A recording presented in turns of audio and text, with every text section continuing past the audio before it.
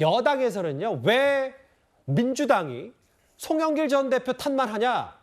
압수수색을 당한 두 의원, 그러니까 윤관석, 이성만 두 의원은 왜 가만히 놔두냐? 이걸 지적하고 있습니다.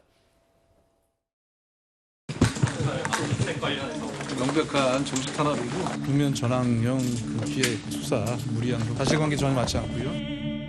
의원님 의혹 관련해서 한 말씀만 부탁드립니다. 그러니까 제가 입장문으로 다 밝혔잖아요.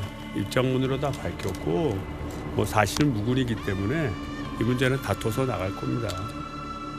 내가 그 얘기도 했어. 성만이 형이 좀 연결해줘서 그거 좀 나눠줬다. 관석이 형이 꼭 돈을 달라고 하면 뭐 한 2천만 원 주고.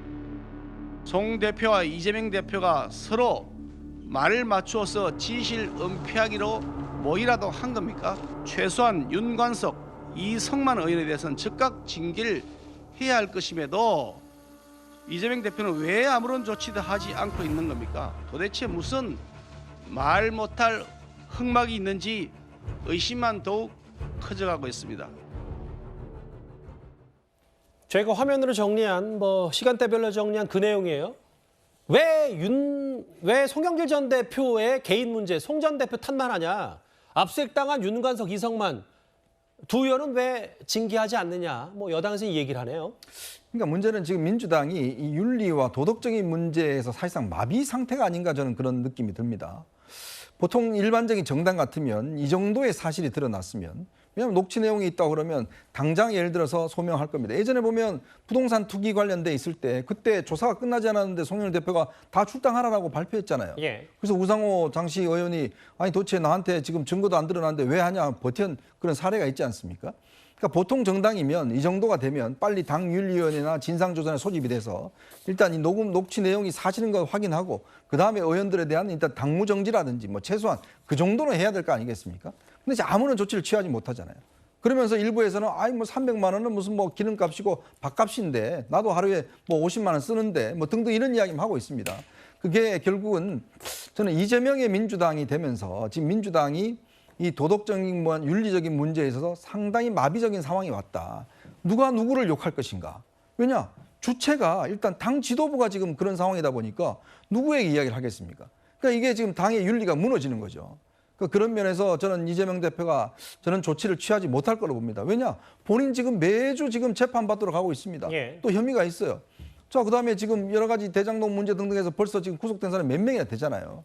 그런 상황에서 과연 누가 누구에게 돌을 던질 것인가? 그 원초적인 딜레마에 지금 민주당은 처해 있다. 이런 생각이 듭니다. 근데 이제 이재명 대표의 본인 사법 리스크를 잠시 접어두더라도 녹음 파일 다 나왔고 압수수색 대상자가 됐던 두 현직 의원은 글쎄요, 소명을 들었는지 안 들었는지 저도 잘 모르겠는데 징계 조치는 어서 빨리 밟아야 이 대표가 며칠 전에 90도 사과한 거에 대해서는 어느 정도 말이 맞는 건 아닌지 어떻게 좀 받아들이세요?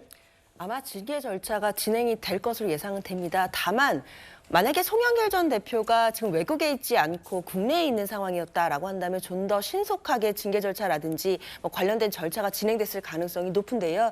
아무래도 최종적으로 송영길 전 대표에 대해서 이 사안에 대해서 물어보고 해명을 들어봐야 되는 절차가 당으로서는 좀 필요한 것 같습니다.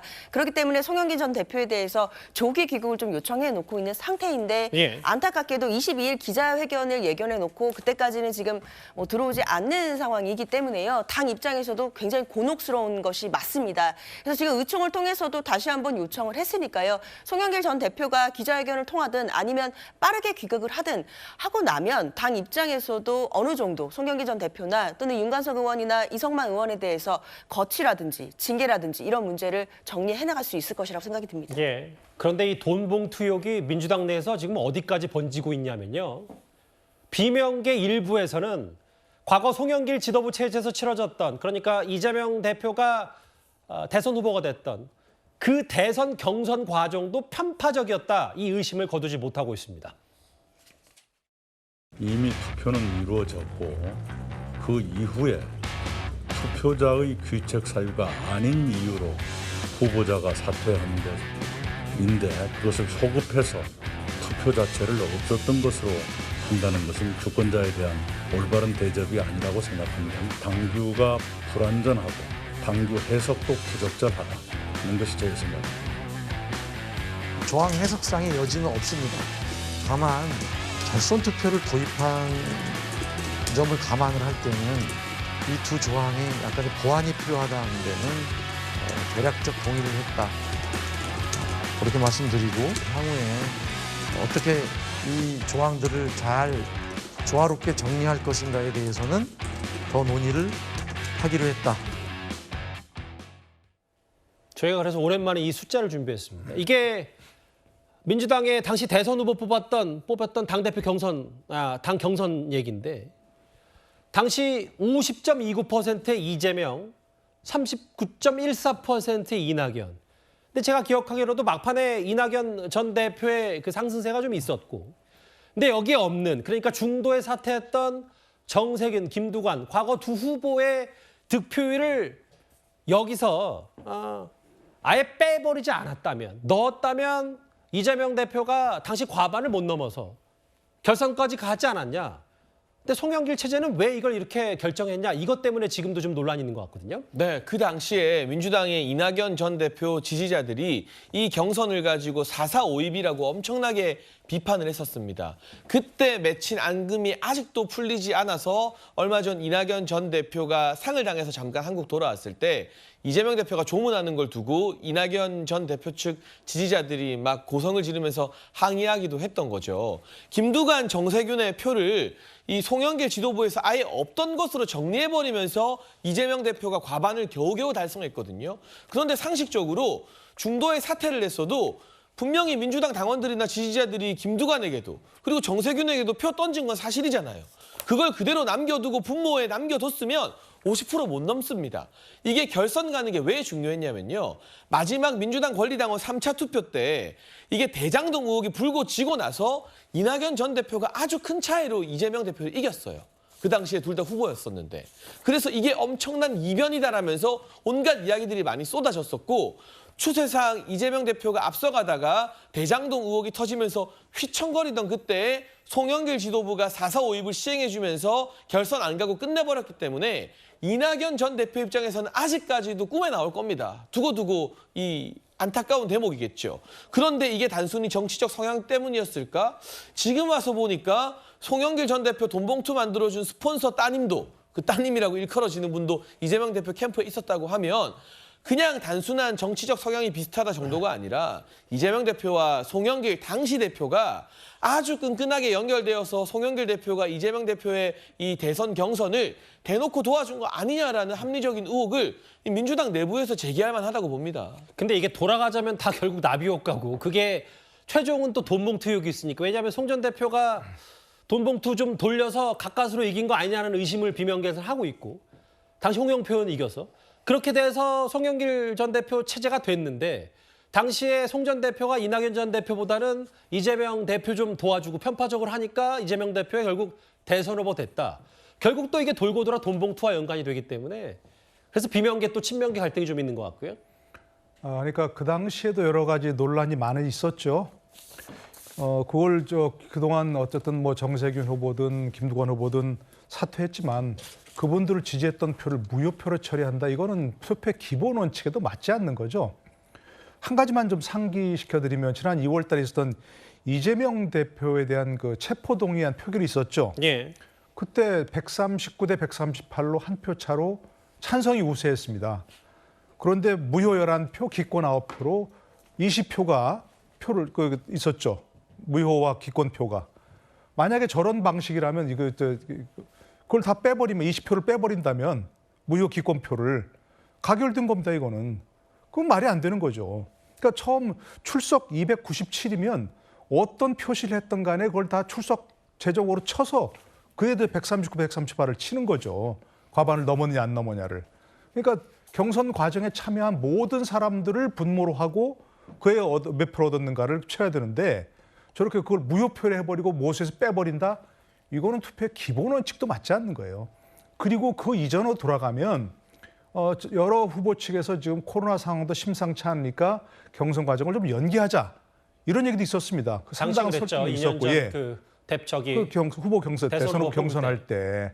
그런데 그걸 송영길 후보가 대표가 일축해버렸던 뭐 그런 상황도 있고 그런 걸 보자면 결국 그 송 대표가 된 것은 이재명 후보를 지원하고자 하는 그런 속내가 있지 않았는가 하는 그런 합리적 의심을 할 수밖에 없는 상황이죠. 어찌됐건 현재로서는 송영길 전 대표가 기자회견을 예고한 그 시간, 그러니까 우리 시간으로 토요일 밤 11시, 그전까지는 송 전 대표의 입만 바라볼 수밖에 없는 민주당입니다. 그런데 오늘 한 라디오에서 민주당 원로인 유인태 전 사무총장이 이런 말을 했습니다. 기자회견 일정이 조금 늦어져 있는데 늦춰지는지 혹시 거취나 이런 거 관련해가지고 수고가 필요하셔서 아니 원래 그렇게 정해놨어요. 처음부터. 조기 귀국 가능성은 현재로서는 없다고 아니. 봐도 될까요? 그날 말씀드릴게요. 장소가 오늘 중으로 섭외가 되면 정하고 근데 제가 수업이 있어서 들어가겠습니다. 일찍 들어가신 계획은 아직 현재까지? 아니 아무튼 토요일 날 뵐게요. 네, 감사합니다. 송영길 후보로서는 좀 억울하긴 억울할 거예요. 나만 그랬냐 뭐 이런 거지. 다들 그랬을 텐데 멋있게 이걸 일을 처리하면 혹시 또 기회가 올런지도 모르죠. 그러니까 좀 구질구질하게 안 했으면 좋겠다 이런 생각이. 정계은퇴 선언까지 해야 된다고 보세요? 당연하죠. 그거야. 어떻게 이래놓고 뭘 더 미련을 가진들 가능하겠어요. 그게. 이 표현이 핵심 표현이에요. 구질구질하게 안 했으면. 근데 조금 더 확인이 필요하긴 합니다만 앞서 민주당 의원총회에서 조기 귀국을 해야 된다. 민주당 의원들 전반적으로 의견을 모았다. 근데 일부 보도에 따르면 22일 기자회견 후에 국내로 일찍 들어올 수 있대, 송 전 대표가. 왜냐하면 그전까지 그런 입장이 아니었기 때문에. 이재명 대표는 또 기자회견을 취소하라고 설득하고 있고. 글쎄요, 지금 물밑에서 많은 일들이 있네요. 지금 그 각 언론사, 특파원 없는 언론사에서는 지금 파리행 티켓을 다 끊어놓고 있습니다. 기자회견을 겨냥해서. 지금 아마 취소해야 될지 지금 가야 될지 아마 다 고민스러울 것 같은데요.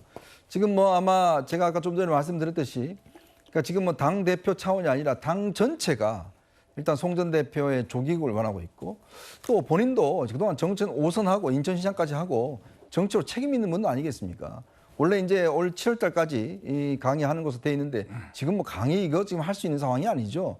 만약 이 사실들을 프랑스 언론들이 뭐 쓰지는 않겠습니다만은 그 강의 듣는 사람들이 알았다 그러면 과연 그 강의를 들을 수 있을까요? 없잖아요. 그리고 또 본인이 이 들어와서 뭔가 책임을 져야지만 이 문제에 대한 민주당의 해법이 나오는 거거든요. 좀 전에 유인태 전 사무총장 이야기했습니다만은 본인이 뭔가 결단을 내려줘야 민주당이 살 거 아니겠습니까? 예. 자칫하면 이거 오래 끌어버리면 민주당 자체가 다 흔들려 버릴 수밖에 없습니다. 그렇지 않아도 지금 이재명 대표 사법 리스크 때문에 당이 힘들어 있는 상황인데 전직 당대표의 이 돈봉투 문제를 가지고 질질 끌기 시작하면 이거는 뭐 당이 지금 존립할 수가 없는 거거든요.